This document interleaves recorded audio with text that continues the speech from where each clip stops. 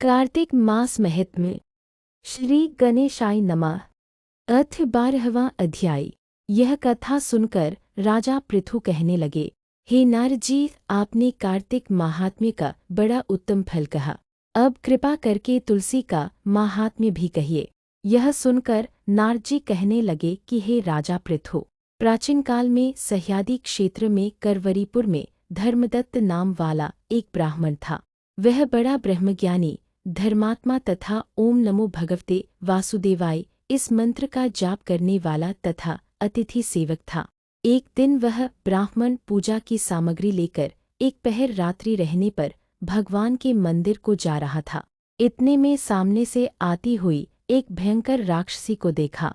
बिल्कुल नग्न, सूखी देह वाली, आगे को निकले हुए बड़े बड़े और टेढ़े दांत, लाल नेत्र, घुर घुर शब्द करती हुई ऐसी भयंकर राक्षसी को देखकर भयभीत धर्मदत्त ने तुलसी मिश्रित जल उस पर फेंक दिया। उस जल के शरीर पर लगते ही उसके सब पाप दूर हो गए। वह हाथ जोड़कर धर्मदत्त के पैरों पर गिर पड़ी। तब धर्मदत्त कहने लगा कि तुम कौन हो और किस पाप के कारण तुम्हारी यह दशा हुई, यह मुझसे कहो। वह कहने लगी कि सौराष्ट्र देश में भिक्षु नाम का एक ब्राह्मण था। उसकी मैं पहली पत्नी थी और कल्हा मेरा नाम था। मैं न तो कभी अपने पति से मीठे वचन बोलती और न ही उसको खाने के लिए अच्छे फल व भोजन देती थी।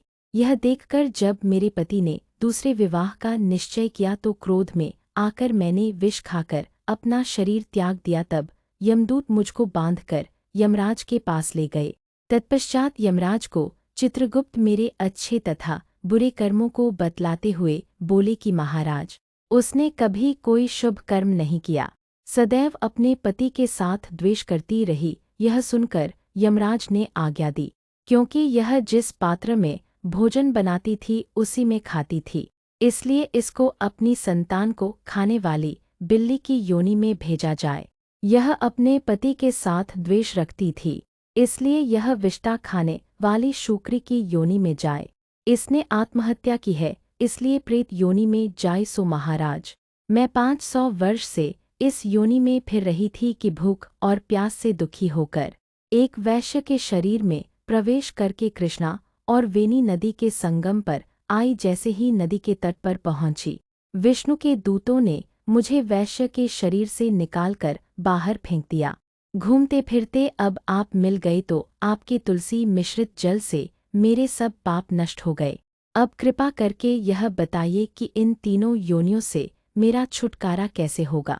धर्मदत्त कहने लगा कि तुमको देखकर मैं अति दुखित हुआ हूँ। तीर्थ, व्रत, दान यह कार्य प्रेत योनि में नहीं हो सकते। तुम्हारे पाप अधिक और पुण्य बहुत कम है। हमने सारी आयु में जितना कार्तिक व्रत किया है उसमें से आधा पुण्य तुमको दिया, जिससे तुम उत्तम गति को प्राप्त हो जाओ। तब ब्राह्मण ने ज्यों ही तुलसी मिश्रित जल से उसका अभिषेक किया और ओम नमो भगवते वासुदेवाय का मंत्र पढ़ा, वह कल्हा प्रेत योनि से मुक्त होकर अग्नि के समान दिव्य देह धारण करके लक्ष्मी के समान रूपवती हो गई।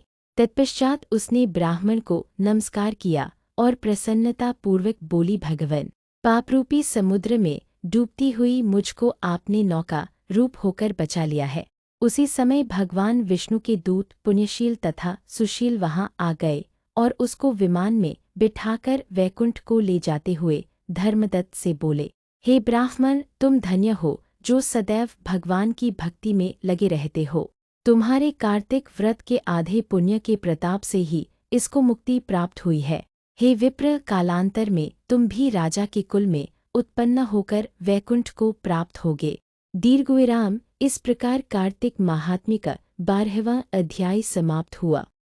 ऐसे ही कार्तिक के बाकी अध्याय का वर्णन सुनने के लिए सब्सक्राइब करें और अगली वीडियो को मिस न करें।